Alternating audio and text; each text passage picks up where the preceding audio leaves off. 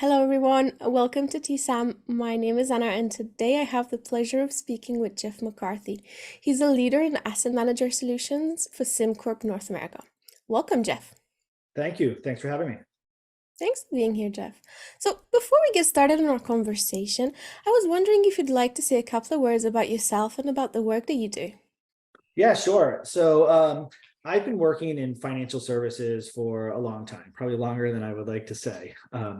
With a focus on really asset managers and delivering solutions across financial services. Experience at both big banks, capital markets, working at some of the exchanges, and now excited to be at SimCorp delivering our fintech solutions. Fantastic. Thank you so much for that, Jeff. So I wanted to kick things off by asking you, what are the top trends you see for asset management in North America?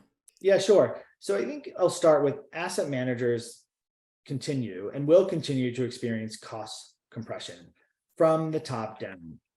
This has led many asset managers to look across their front to back operating models with a mentality of do more with less and look for efficiencies. The result, asset managers are realigning their organizations and identifying what are my core competencies. Core competencies really for asset management is delivering investment outcomes, alpha, marketing, distribution, and servicing their clients, leading to an increased trend in outsourcing outside of these core competencies. And then a few more quick trends, right? Asset managers are increasingly offering investment strategies across different wrappers. We've seen the evolution of ETFs in the market. SMAs are becoming popular. Direct indexing is becoming a popular way to deliver strategies, especially across the wealth and institutional markets. And so you'll see asset managers offering a wider variety of wrappers, as we call them, to really maximize their distribution channels. And then data and regulation. Data is key. It's very important. It's how asset managers make quick, informed investment decisions to manage their business. And regulation. Regulation is constantly changing, and it will change. And it's requiring additional requirements for asset managers to respond. Examples, T+1 settlement, ESG standards. So, in relation to this, what should people consider when choosing strategic partners? Yeah, so if you think about the trends we just touched upon, innovation and technology, they are the backbone and the spine. And without it, processes break down over time. And so I think it's important for asset managers to seek out partners who have a center of excellence around technology.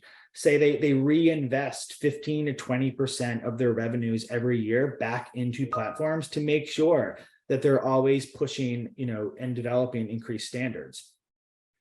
And then you think about technology. Technology delivers data. We talked about data being very important to asset managers. Asset managers have long struggled to get a very collective, concise, multi-asset, near real-time view of their positions, their investment books or records, to respond to market events in a quick, in a quick time. And then if we focus on two other factors, behind that, I would say one is transparency, open architecture. So a partner that is transparent, that has an open ecosystem is important because asset managers will want to use other entities for different functions, and integrating that seamlessly is very important. Again, I think it goes back to data. Having consistent data in one place, quickly accessible, is very important. Along that theme, I would say agility and flexibility.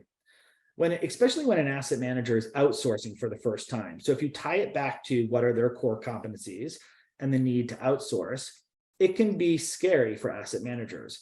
So working with a partner that doesn't have a one size fits all, a big bang approach, but is agile where they could outsource in steps following modules of functions, I think is important. And that helps asset managers, keep their business consistent, but also help them manage risk and focus on what they're important. And then in the end, I think it all comes back to asset managers are focused on delivering outcomes to investors. And technology, single source of data that helps empower speed to market in an increasing competitive investment landscape that will allow asset managers to really focus on, delivering client outcomes, and most importantly, gathering increased assets.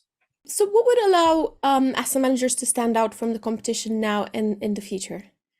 Yeah, so I think it's flexibility. It's being able to respond to the market quickly, right? Asset managers, again, they're managing clients' investments. They're creating alpha, they're generating alpha, they're creating outcomes. And the global, markets are rapidly changing. And so it's very important that asset managers have real-time views of their investment portfolios, especially in times of market stress. So for example, we recently saw market stress across the banking sector globally. It was very important for clients to get a real-time, quick handle on what was their exposure to certain securities. If it was Silicon Valley Bank, Signature Bank, Credit Suisse, or the sector in a whole. So working with having the ability to have access to your data quickly, near real time, consolidated view in one place is very critical. And I would say data drives investment decisions. It can drive what new product an asset manager is going to launch. It can drive decisions on distribution, marketing, and risk management. So I think ultimately, right, data access, real-time views, it's incredibly important for an asset manager to stay competitive because that drives decisions along the whole investment management value chain. Jeff, it's been so wonderful having you with us today. Thank you for sharing your insight with our asset management community. We look forward to having you with us very soon. Thank you. I enjoyed my time.